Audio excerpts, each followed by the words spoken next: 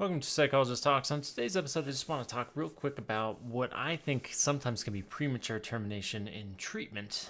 Like many of these episodes, they tend to be gauged at providers, but if you're a consumer, you might find this curious and useful as well.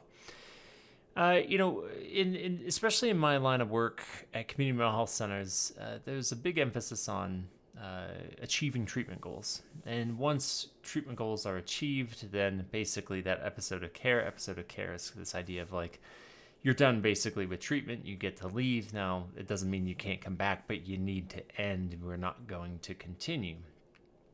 And when I think about my change over time episode, my fear in a managed care world, my fear in a world that's kind of preoccupied with these kind of insular or very targeted goals, is they lack a greater scope of change over time. They lack the greater arc of what constitutes meaningful change in somebody's life. And I would posit it's one of several reasons why the research on shorter-term interventions suggests that while some people can have longitudinal gains, those gains do not last forever for many. Often a shelf life 6, 12 months, something like that.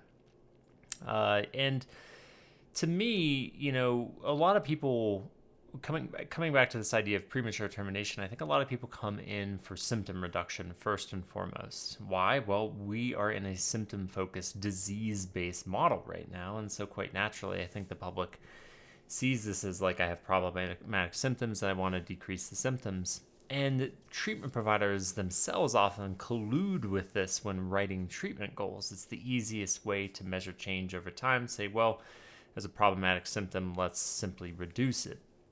The challenge, though, with shortchanging yourself to symptom reduction is it often doesn't really measure, or it doesn't really capture the type of change you would want to see for the symptoms to actually stay away, or to be so significantly reduced or better managed that they, when they do recur, as they often will recur, we're not in the business of symptom elimination forever with, I'd say, 75% of people.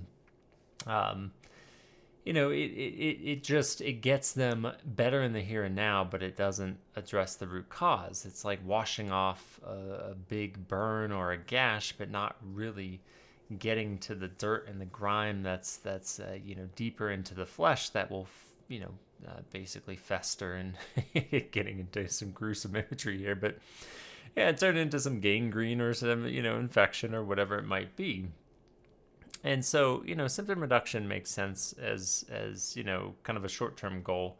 Let's get you to a more stable place, reduce the intensity of those symptoms, but then let us be curious about the origin of those symptoms. Let us be curious about kind of the themes or the trends, the enactments, the recurrences, the schemas, whatever we want to call them, that might be at the root of this, and or somebody's perspective about what health and wellness means.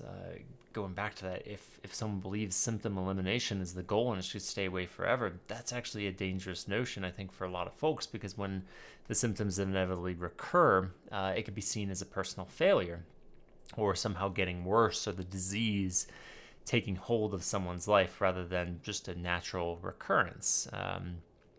And so, me just kind of briefly saying we need to be careful about this, to assume that just because somebody meets their initial goal, typically focusing on, reducing the acute issues at hand, that we are somehow done and we wipe our hands of it and on to the next person.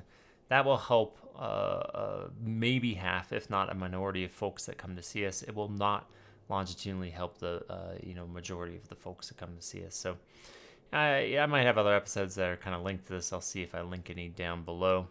But just kind of a spur of the moment thought and point of frustration with the field. So, as always, thanks for listening and watching, and stay curious.